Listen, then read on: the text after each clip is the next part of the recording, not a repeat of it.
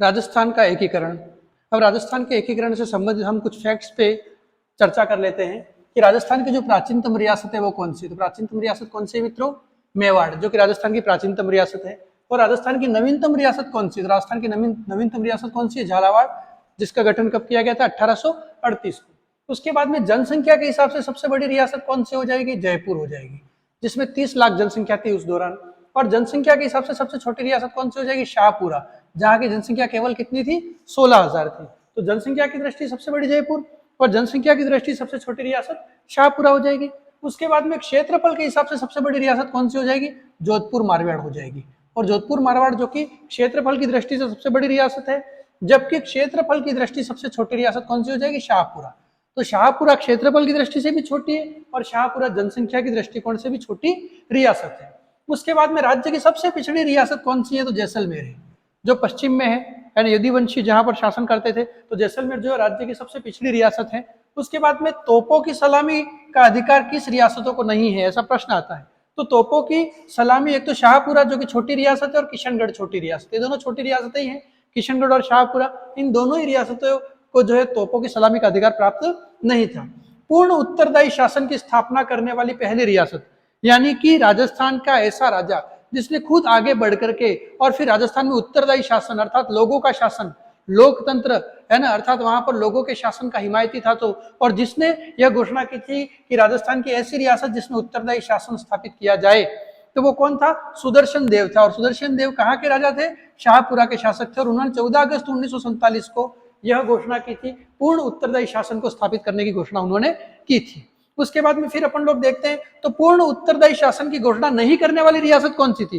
तो वो रियासत कौन सी थी? जैसलमेर थी। आप लोगों को थोड़ा ध्यान में रखना है। उसके बाद में मराठों द्वारा कर वसूली नहीं किया जाने वाली रियासत है, क्योंकि मराठों का जब राजस्थान में उनका आगमन होता है तो मराठों का एक जो काम था वो क्या था? कर वसूली करते थे वो, है ना। तो कर वसूली करते थे, तो उसमें राजस्थान की सभी रियासतों से वो कर लेते थे, लेकिन जैसलमेर, बीकानेर और शाहपुरा, ये 3 रियासतें ऐसी थी जो मराठों के द्वारा जहां पर कर की वसूली नहीं की जाती थी। उसके बाद में पाकिस्तान में मिलने वाली रियासतें कौन सी थी, है ना। तो पाकिस्तान में मिलने की वाली रियासतें, ऐसी रियासती शासक जो पाकिस्तान में मिलने की इच्छा रखते थे, वो मारवाड़ शासक थे और टोक के शासक थे।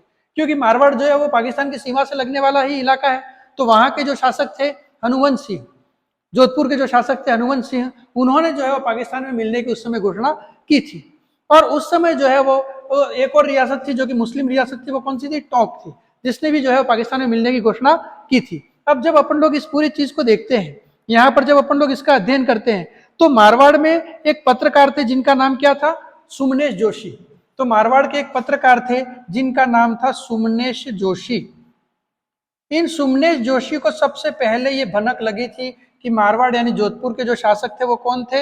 हनुमंत सिंह। और हनुमंत सिंह ये चाहते हैं कि उनकी रियासत पाकिस्तान में मिल जाए, क्योंकि उनका बॉर्डर भी पाकिस्तान के साथ में मिलता था, जिन्ना के साथ तो उनके संबंध भी बहुत अच्छे थे। तो ये सबसे पहले पता किसको चला था? सुमनेश जोशी को पता चला था। पत्रकार कौन था? बीकानेर का सुमनेश जोशी था। और सुमनेश जोशी जो एक अखबार निकालता था उसका नाम क्या था? रियासत। क्या नाम था?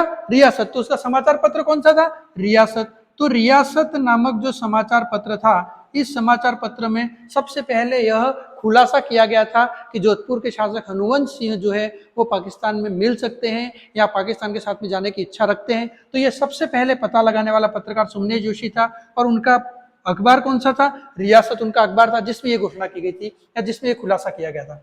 उसके बाद प्रथम स्वतंत्रता संग्राम नहीं मनाने वाली रियासत कौन सी थी? तो अलवर थी, जिसने पहला स्वतंत्रता संग्राम नहीं मनाया था। और ठिकाने जो थे तीनों, उसको गैर सलामी रियासत, अर्थात ऐसी रियासत है जहां सलामी नहीं दी जाती है, अथवा चीफ शिप्स प्रदेश के नाम से भी जाना जाता है। ये भी एक महत्वपूर्ण चीज है।